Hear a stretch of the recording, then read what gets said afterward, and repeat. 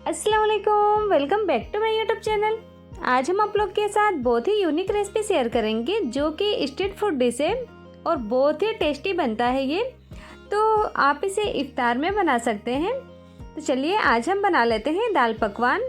और ख़ास बात यह है कि ये जो हम पकवान बनाएंगे ना वो हम गेहूं के आटे से बनाएंगे, तो हेल्दी भी है। चलिए बिना देर किए हम इसे बनाना स्टार्ट करते हैं। पूरी वीडियो आप एंड तक देखिए। तो सबसे पहले तो यहाँ पर हम पकवान का दाल बना लेते हैं।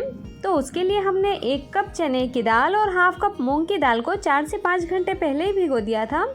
दाल जो है पूरी तरह से फूल चुका है, पानी सोख कर लिया है, ये देखिए। तो अब हम इसे 2 बार अच्छी तरह से धुलेंगे और इसका पानी हम स्ट्रेन कर लेते हैं। उसके बाद हम ले लेते हैं एक प्रेशर कुकर। तो कुकर में दाल को ऐड करेंगे। इसी में हाफ टी स्पून हल्दी पाउडर डाल देते हैं और 2 टीस्पून नमक। इसी में हम 1 लीटर पानी डाल देंगे। वैसे कई जगहों पर ये दाल जो है मिक्स बनाई जाती है, हमने सिर्फ चना और मूंग दाल लिया है। ज़्यादातर ये 2 दालों से ही बनती है। तो दाल को हमने गलने के लिए रख दिया है। 2 प्रेशर आने के बाद हम गैस की फ्लेम को बंद कर देंगे और यहाँ पर हम पकवान के लिए डो रेडी करेंगे। तो हमने यहाँ पर 3 कप ले लिया है गेहूँ का आटा। जी हाँ, ये पकवान जो है हम गेहूँ के आटे से बनाएंगे और बहुत ही क्रिस्पी बनेगा, एकदम खस्ता बनता है। उसके लिए हम इसमें डाल देते हैं 1 कप से थोड़ा कम सूजी। तो हमने यहाँ पर 200 ग्राम सूजी ले लिया है। सूजी डालकर जब हम ये पकवान बनाते हैं ना, तो आप इसे पूरे रमज़ान के लिए स्टोर कर सकते हैं पहले से बनाकर। तो काफ़ी खस्ता रहता है और ये सौगी भी नहीं होता है। इसी में हम 2 टीस्पून नमक डाल देंगे और डाइजेशन के लिए हम इसमें डाल देते हैं 1 टीस्पून भर के अजवाइन। अगर आपको अजवाइन पसंद है तो आप इसमें ज़रूर डालें। अब एक बार सारी चीज़ों को अच्छी तरह से मिक्स कर लेते हैं। उसके बाद हम इसमें डालेंगे रिफाइंड ऑयल। तो आटे को हम जब मोइन कर लेते हैं तो ये बहुत ही खस्ता बनता है। वैसे अगर आप ये ऑयल की जगह पर घी यूज करना चाहते हो तो भी डाल सकते हैं, घी से भी काफ़ी ये खस्ता बनता है। अब यहाँ पर हम आटे को अच्छी तरह से मोइन करेंगे। दोनों हाथों से हम अच्छी तरह से रफ कर लेते हैं। जब एक बाइंडिंग की तरह ये बनने लगे, इस तरह से यहाँ पर हम आपको बताते हैं, तब आप समझें कि ये जो है आटा पूरी तरह से मोइन हो चुका है। कभी भी आप खस्ता बनाएं, या वो पकवान का हो या फिर मेथी खस्ता पूरी हो, तो इस स्टेप को आप ज़रूर फॉलो करें।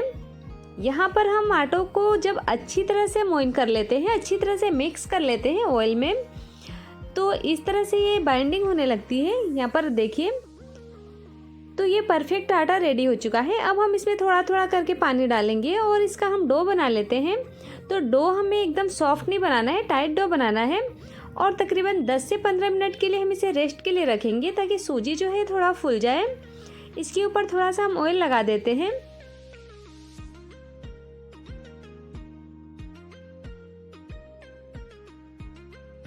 तो अब हम दाल चेक कर लेंगे। 2 प्रेशर आने के बाद हमने गैस की फ्लेम को बंद कर दिया था। दाल जो है पूरी तरह से सॉफ्ट हो चुका है।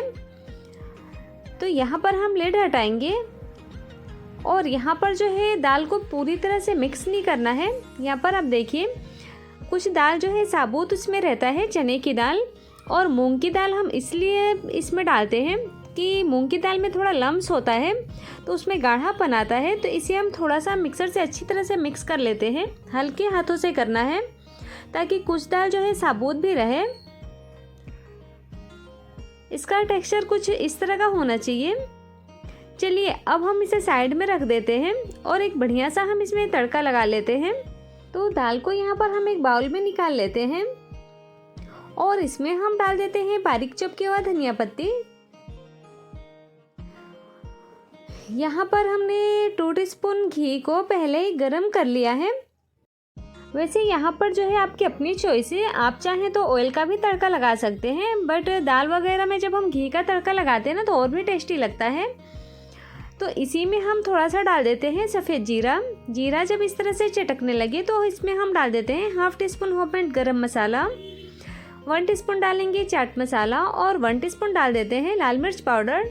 थोड़ा सा हम इसमें हींग भी डालेंगे डाइजेशन के लिए। तो इसे हम अच्छी तरह से मिक्स करेंगे और ये गर्मा गर्म तड़का जो है दाल के ऊपर डाल देते हैं।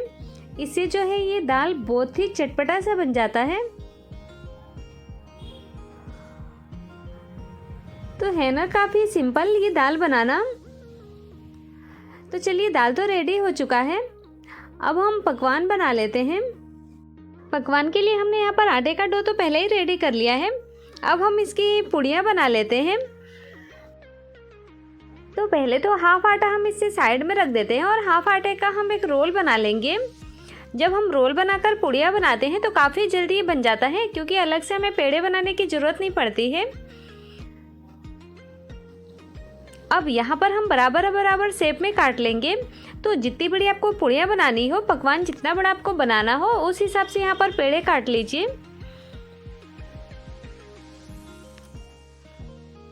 चलिए सभी को हम साइड में कर देते हैं और एक पेड़ा लेंगे और इस तरह से हाथों से प्रेस करके तुरंत हम इसे बेल लेते हैं और इसके ऊपर हम कोरा आटा लगा लेंगे। वैसे अगर आप चाहें तो ऑयल लगाकर भी ये पुड़िया बना सकते हैं। और यहाँ पर हमें पकवान को बिल्कुल पतला बनाना है। जिस तरह से हम रोटी बनाते हैं उससे थोड़ा और पतला बनाना है।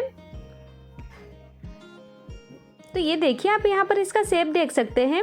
जब पकवान इस तरह से बन जाए तब हम यहाँ पर एक फोक से इस तरह से निशान लगा लेंगे, क्योंकि हमें इसे फूलने नहीं देना है। इसी तरह से बाकी के सभी पकवान हम बनाकर रेडी कर लेते हैं। आप इसका शेप भी देख सकते हैं। तो हमने यहाँ पर सारे पकवान बनाकर रेडी कर लिए हैं और हमने ऑयल जो है गरम होने के लिए रख दिया है। और जब आप इसे फ्राई करें तो ऑयल को पूरी तरह से हीट बिल्कुल भी नहीं करना है, वरना फिर इसका कलर पूरी तरह से चेंज हो जाएगा और ये फिर लंबे टाइम तक खस्ता नहीं रहेगा। तो मीडियम फ्लेम पर आप इसे फ्राई करें। तो एक एक पकवान को हम ऑयल में डालेंगे और इस तरह से हम इसे घुमाते हुए फ्राई कर लेते हैं। एक साइड जब हल्का सा पिंक कलर आने लगे तब आप इसका साइड चेंज कर दें। और यहाँ पर आप देख सकते हैं, तो इस तरह से हमें सारे पकवान को फ्राई करते जाना है और हमें इसे निकालते जाएंगे। और अगर आप ऑयल में बिल्कुल थोड़ा सा नमक डाल देते हैं ना, तो ये ऑयल भी नहीं सोक करता है, हाथ में ऑयल भी नहीं लगता है। तो इसी तरह से बाकी के सभी पकवान हम बनाकर रेडी कर लेते हैं। और अगर आप चाहें तो पूरे महीने के लिए आप इसे स्टोर कर सकते हैं। वैसे तो हमें ये पकवान जो है और भी बनाना है। आज भी हमने थोड़ा ज़्यादा ही बनाया है, क्योंकि ये पूड़ी जो है बच्चों को काफ़ी पसंद आता है। और फ्राई करते समय इस बात का खास ध्यान रखें कि गैस की फ्लेम को हमें मीडियम ही रखना है। यहाँ पर आप इसका कलर देखिए, बहुत ही परफेक्ट ये फ्राई हुआ है। और यहाँ पर आप देख सकते हैं कितना खस्ता ये फ्राई हुआ है। और इस तरह से आप बनाकर पॉलीथीन में करके आप इसे पैक करके रख दीजिए, बिल्कुल भी सौगी नहीं होगा। तो रमज़ान के लिए हम और भी बनाकर इस तरह से स्टोर करेंगे। चलिए अब हम पकवान का दुकान लगा लेते हैं, जिस तरह से स्ट्रीट फूड पे भैया लोग लगाते हैं और बेचते हैं। वैसे ये सर्व करने का कई जगहों पर अलग अलग तरीका है, खाने वाले पे भी डिपेंड करता है वो किस तरह से खाना पसंद करते हैं। तो चलिए यहाँ पर हम 2 तरीक़ों से सर्व करना आपको बता रहे हैं। तो सबसे पहले पकवान को हम तोड़ लेते हैं। तोड़ करके हम इसे डिस्पोजल में डालेंगे। इसके ऊपर हम बीच में दाल डाल देते हैं, जो चना दाल हमने रेडी किया है। तो कई जगहों पर इस तरह से भी सर्व किया जाता है। अब इसके ऊपर आप थोड़ा सा कटी हुई प्याज डाल दीजिए, चॉप किए हुए टमाटर। अगर आपको हरी मिर्च भी डालना है तो वो भी डाल सकते हैं, हमने यहाँ पर नहीं डाला है। हरी चटनी डाल देंगे, इमली की चटनी डालेंगे, इसी में हम थोड़ा सा अनार भी डाल देते हैं। वैसे अगर आपके पास हो तो डाल सकते हैं, वरना आप इसे स्किप कर दीजिए, क्योंकि चाट वगैरह में थोड़ा ये अनार डाल देते हैं तो इससे एक तो लुक अच्छा आता है और जब खाते समय बाइट में आता है तो थोड़ा मीठापन आता है, इसलिए डालते हैं। इसी में हम झीनी सेव डालेंगे, मीठी चटनी डाल देते हैं। तो लीजिए यहाँ पर जो है पकवान रेडी है, आप इसे एंजॉय करिए। यहाँ पर दूसरा तरीका ये है कि आप इस तरह से प्लेट में पहले दाल निकालकर आप उसे गार्निश कर लीजिए प्याज टमाटर वगैरह से। उसके बाद अगर आप चाहें तो पकवान को तोड़ करके आप जिस तरह से रगड़ा पूड़ी खाते हैं, चाट खाते हैं उसका, उस तरह से भी इसे बना सकते हैं। जितना ये बनाना आसान है, सर्व करना उससे कहीं ज़्यादा आसान है। तो आप लोग भी इस तरह से बनाकर इफ्तार में रखें। बच्चे हों या फिर बड़े हों, हर किसी को पसंद आने वाला है और यकीन माने ये लोग बार बार बनवाएंगे। और जब कभी भी आप इसे ट्राई करें ना, हमें फीडबैक देना ना भूलें। और हाँ, फैमिली फ्रेंड्स में ज़रूर शेयर करें।